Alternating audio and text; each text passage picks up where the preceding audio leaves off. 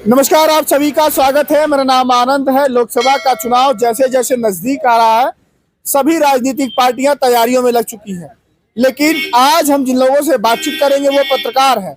वो जमीन पर रहते हैं और ग्राउंड लेवल की पत्रकारिता करते हैं। तमाम लोगों से मिलते हैं, अलग अलग लोकसभा में जाते हैं।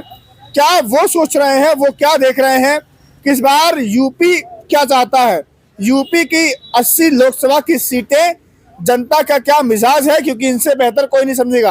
अलग अलग ये लोग चैनल चलाते हैं और सबसे बड़ी बात, ये लोग जमीन पर रह करके पत्रकारिता करते हैं, स्टूडियो में बैठ करके कोई ज्ञान नहीं भगाते हैं। सभी का परिचय करवाऊंगा, लेकिन लोगों से बातचीत करता हूं और तमाम जो मुद्दे हैं समझाता हूं आप लोगों को। मेरे साथ अक्षय यादव हैं, लखनऊ यूनिवर्सिटी के छात्र हैं, पत्रकारिता करते हैं, अपना चैनल चलाते हैं। मेरे साथ मोहित यादव हैं, भारत एक सोच हिंदी के संपादक हैं। मेरे साथ इस समय बबलू यादव जी हैं, फ्रीडम वॉइस चलाते हैं। मेरे साथ हार्दिक यादव है, द फ्रीडम वॉइस चलाते हैं। मेरे साथ वीरू यादव है, काकोरी जंगल चलाते हैं। इन लोगों से बातचीत करेंगे और समझेंगे क्या मुद्दा है। अक्षय, स्वागत है आपका, थोड़ा आगे आ जाइए। एक बात बताइए कि 22 तारीख को राम आ रहे हैं अयोध्या में, तो राम अपने साथ क्या क्या ला रहे हैं और क्या क्या लेके जाएंगे? सीधा सवाल क्या लगता देखिए, है? चूंकि उत्तर प्रदेश में है हम लोग और यहाँ से हर कोई जानता है 80 लोकसभा सीटें आती हैं और यहाँ से ही दिल्ली का रास्ता तय होता है। जैसा इससे पहले आपने जिक्र भी किया कि राम मंदिर, अभी मोहित भाई भी बता रहे थे कि राममय होने वाला है। मैं इस बात का खंडन करता हूँ, क्योंकि जो राम है ये तो बीजेपी तो लाई नहीं है। यह एक आस्था का विषय है और मुझे लगता है आस्था पर राजनीति नहीं होनी चाहिए। और जहां तक सवाल ये है कि राममय होने की, तो मैं ये स्पष्ट कहना चाहता हूं कि 2022 का विधानसभा चुनाव देखा जाए तो विपक्ष के तौर पे मुख्य रूप से समाजवादी पार्टी एक मजबूत दल है। और समाजवादी पार्टी गठबंधन जो था 22 में 41% वोट समाजवादी पार्टी को मिला, तो कहीं ना कहीं वो जो 41% यानी जो 3 करोड़ जनता है, वो आस्था, धर्म, सांप्रदायिकरण मुद्दों से उठकर जो उसकी मूलभूत समस्याएं हैं, चाहे बेरोजगारी हो, महंगाई हो, अशिक्षा हो, चाहे ग्रामीण परिवेश में जिस तरीके से सुख सुविधाओं अभी नहीं पहुंची हैं, तमाम योजनाओं से वंचित रहे हैं, उन योजनाओं के खिलाफ 22 में वोट किया था। एज ए पत्रकार आप जाते हैं जनता के बीच में, तो क्या जनता वहां पर अखिलेश जी के बारे में बात करती है, समाजवादी पार्टी के बारे में बात करती है? क्योंकि बीजेपी आरोप लगाती है कि समाजवादी पार्टी समाप्तवादी पार्टी हो गई है। बिल्कुल, हम लोग इस बात से अनुमान लगा सकते हैं कि अखिलेश यादव उत्तर प्रदेश के एक विपक्ष के तौर पे एक ऐसे नेता हैं कि उनकी लोकप्रियता ये मानी जाती है सबसे अधिक है। कहीं भी हो, किसी भी क्षेत्र में निकलते हैं, आप उनकी भीड़ जिस तरीके से जमा होती है, इस बात से अंदाजा लगा सकते हैं। ये स्वाभाविक है। अब वो वोट में, लोग सवाल ये भी करेंगे, अभी आप सवाल करेंगे कि वोट में क्यों तब्दील नहीं हुआ। वोट में तब्दील होता है, लेकिन जहां तक देखा जाए बहुजन समाज पार्टी जिसका 22% वोट प्रतिशत हुआ करता था, वो 12 या 13% पे सिमट गई। तो स्वाभाविक है जो बीएसपी का बेस वोट है वो कहीं ना कहीं पूरा सपा में तो शिफ्ट हुआ नहीं, बीजेपी में शिफ्ट हुआ। और यही कारण रहा कि 2022 में देखा गया कि समाजवादी पार्टी का थोड़ा नुकसान हुआ, अन्यथा पार्टी अच्छा प्रदर्शन। मैं लौटता हूँ, मेरे साथ बबलू यादव जी मौजूद हैं। क्या लगता है कि इस बार एज ए पत्रकार जब जाते हैं लोकसभा के माहौल को टटोलने जनता के बीच में, तो जनता किस मुद्दे को मुद्दा मान रही है? एक्चुअली में मुद्दा है कौन सा? मुद्दे तमाम हैं। जब हम लोग दो तरह के हैं। जब आप शहरी इलाकों में आएंगे वहाँ मुद्दे अलग हैं, वहाँ बीजेपी का शुरू से बीजेपी का रहा है। लेकिन जब आप ग्रामीण क्षेत्र में जाएंगे वहाँ मुद्दे अलग हैं। जबरदस्त टक्कर होने जा रही है 2024 के चुनाव में, और इंडिया गठबंधन बढ़िया आपको दिखेगा। अभी लोग बोलते भी हैं ये राममय होने से, जैसे राम मंदिर है 22 के बाद इसका पूरी तरह राजनीतिकरण हो रहा है। लेकिन जब आप ग्रामीण प्रवेश में जाएंगे, ग्रामीणों में महिलाओं के बीच जाएंगे, किसानों के बीच जाएंगे, किसान सांड से परेशान, छोटा जानवरों से परेशान है, जो युवा हैं, युवाओं को इस समय रोजगार की, महिलाओं का किधर रुझान है? महिलाएं, देखा गया कि 22 के चुनाव में फ्री की जो चीजें थी, जो डायरेक्ट उनको बेनिफिट मिल रहा था, उससे बीजेपी की तरफ गई। वो अभी मध्य प्रदेश में जो बेटी योजना थी उससे भी पैसा गया है, तमाम चीजें। तो क्या सोचते हैं कि महिलाएं किसकी तरफ जाएंगी? महिलाएं, देखिए मध्य प्रदेश और उत्तर प्रदेश दोनों जगह की परिस्थितियां अलग हैं, अलग परिवेश में यहाँ चुनाव होंगे। यहाँ पे जो महिलाएं जो हैं, महिलाएं जो ग्रामीण परिवेश की, वो परेशान हैं, जानवरों, सबसे ज्यादा छोटा जानवरों से परेशान है, वो भी परेशान है।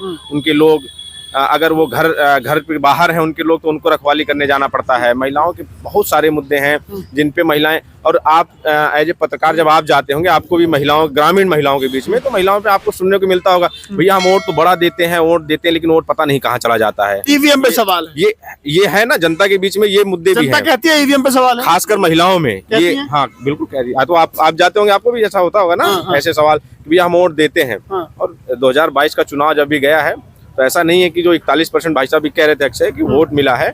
आप देखेंगे कम से कम 100 सीटें के आसपास ऐसे हैं जो 500 से लेके 1000-2000 सीट के मार्जिन से चुनाव हारे हैं समाजवादी पार्टी। और उसमें कि जहां बसपा का कोई, अगर बसपा इस गठबंधन में आ जाती है और कांग्रेस इंडिया गठबंधन ये बनता है तो जबरदस्त टक्कर होने जा रही है यहाँ पे। चलिए मैं लौटता हूँ आपके पास। हार्दिक, कैसे देखते हो कि युवाओं के बीच में क्या माहौल है? युवा क्या सोचता है इस बार? युवा को नौकरी चाहिए, रोजगार चाहिए, या युवा भी कह रहा है कि जय श्री राम?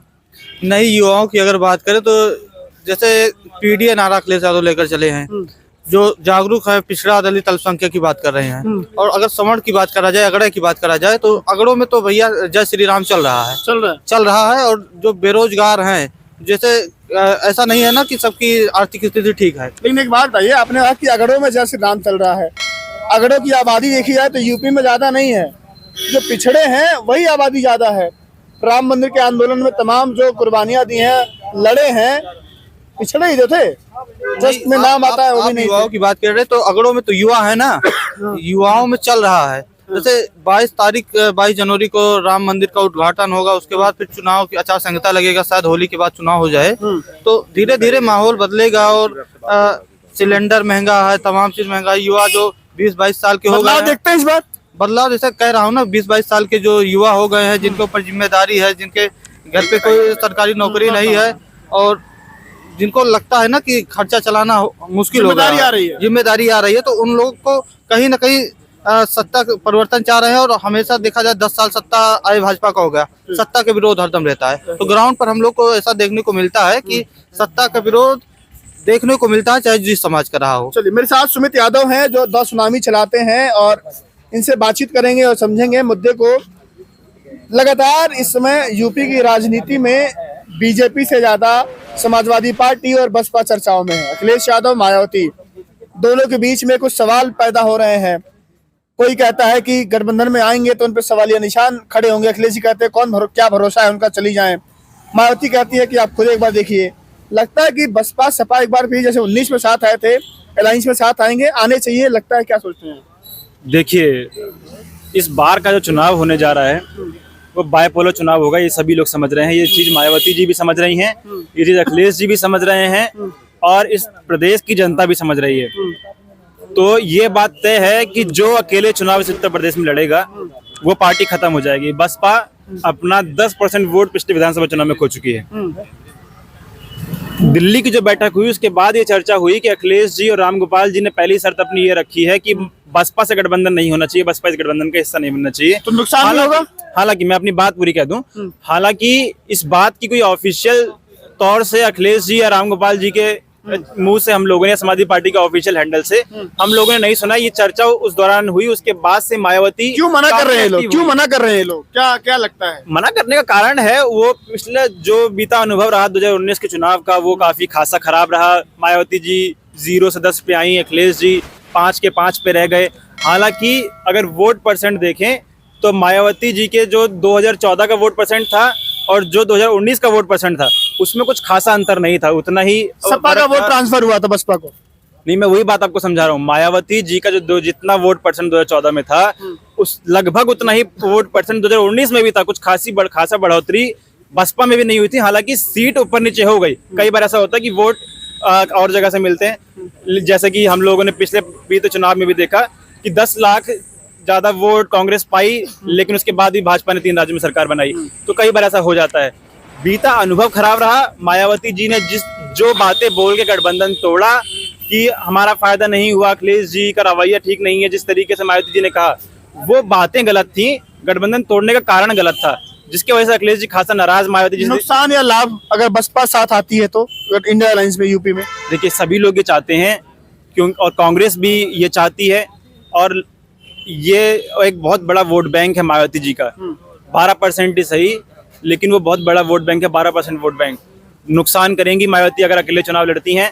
हालांकि मायावती जी की राजनीति अभी वो अपना भविष्य देख रही हैं, क्योंकि उन्होंने आकाश आनंद को अपना जो है उत्तराधिकारी घोषित कर दिया, तो वो 2027 की भी तैयारी कर रही हैं। तो उनकी कुछ दिमाग में प्लानिंग चल रही है। कुछ लोगों का मानना ये है कि आचार संहिता लगेगी तो मायावती जी गठबंधन का हिस्सा बन सकती हैं, लेकिन मायावती जी एक हार्ड बार्गेनर के तौर पर जाने थे। पिछले चुनाव में भी आपने देखा होगा कि किस तरीके से जो गठबंधन हुआ उसमें अखिलेश जी को किन सीटों पे चुनाव लड़ाया गया और मायावती जी किन सीटों पे चुनाव लड़ी। तो उस तरीके से डीलिंग अगर हो पाए, सीटों की डीलिंग अगर हो पाए, कौन सी सीट पे कौन चुनाव लड़ेगा, अखिलेश जी मायावती जी से गठबंधन करने में अपना नुकसान देखते हैं, क्योंकि अभी कांग्रेस, आरएलडी और कृष्णा पटेल गठबंधन में है, तो उनको फायदा है, वो 50 से 60 सीट लड़ सकते हैं। लेकिन अगर मायावती चुनावी मैदान में आती है, गठबंधन का हिस्सा बनती हैं, तो अखिलेश जी को सीटों से कॉम्प्रोमाइज करना पड़ेगा। ठीक है लगता है। वीरू मेरे साथ मौजूद है। वीरू, लगातार क्षेत्र में रहते हो, लोगों से बातचीत करते हो, क्या ईवीएम पर सवाल खड़े होते हैं? क्या जनता कुछ कहती है ईवीएम पे? देखिए, सबसे बड़ा सवाल ये है कि जो 2024 का लोकसभा चुनाव है, जनता चाहती है कि परिवर्तन होना चाहिए, लेकिन मेरा मानना ये है कि जितने विपक्षी दल हैं वो सही से जमीनी स्तर पर नहीं उतर पा रहे हैं। एक एडवोकेट हैं जो भानु प्रताप जी हैं, वकील हैं, वो इतना ईवीएम का विरोध कर रहे हैं कि उनकी गिरफ्तारी हो जाती है। सरकार से इतना लड़ रहे हैं कि चाहे राहुल गांधी भारत जोड़ो यात्रा निकाल रहे हो, भारत जोड़ो न्याय यात्रा निकाल रहे हो, यूपी में यात्रा निकाल रहे हैं, लेकिन जितना वो विपक्ष ईवीएम से वो लड़ रहे हैं, अतः इनको विपक्ष वालों को लड़ना चाहिए। सारा गड़बड़ी ईवीएम में है। ईवीएम को गड़बड़ी कुछ है, लेकिन जनता कहीं ना परिवर्तन चाहती है।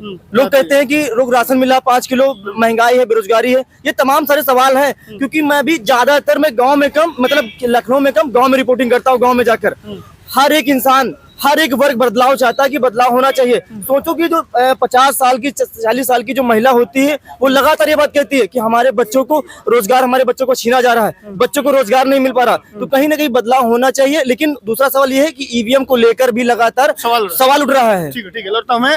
मोहित भाई, बात हो, जैसे ही यूपी आते हैं तो यूपी में एक बड़ा चेहरा अखिलेश यादव जी विपक्ष में है, बड़े चेहरे हैं, पिताजी 3 बार मुख्यमंत्री, खुद मुख्यमंत्री, जी, बड़ी जिम्मेदारी, 80 सीटें, कैसे देखते हैं अखिलेश जी, क्या भूमिका रहेगी 24 के चुनाव में? देखिए, अखिलेश जी युवाओं की धड़कन, युवाओं की जान, युवाओं की शान, या युवाओं के अभिमान आज भी हैं। मैं गली गांव में जब सर्वे करने जाता हूँ, ग्राउंड रिपोर्टिंग करता हूँ, तो योगी जी या मोदी जी और अगर कोई तीसरा नाम लिया जाता है तो वो अखिलेश यादव जी हैं, क्योंकि ये लोग सत्ता में है, तो जाहिर सी बात है, बात इनके पिच पर होगी, इनसे रिलेटेड बात की जाएगी। खैर, अखिलेश जी की बात करें तो अखिलेश जी के लिए 2024 का चुनाव, ये जो मैं एक राय देना चाहूंगा यहाँ पर, कि 2024 का चुनाव जो है ये क्रिकेट की यॉर्कर बॉल की तरह है। बिल्कुल अखिलेश जी को इस क्रिकेट की यॉर्कर बॉल को किसी भी तरह करके रोकना है। अगर बैट तेज घुमाने की कोशिश करेंगे तो भाई साहब इनके स्टंप्स उखड़ जाएंगे।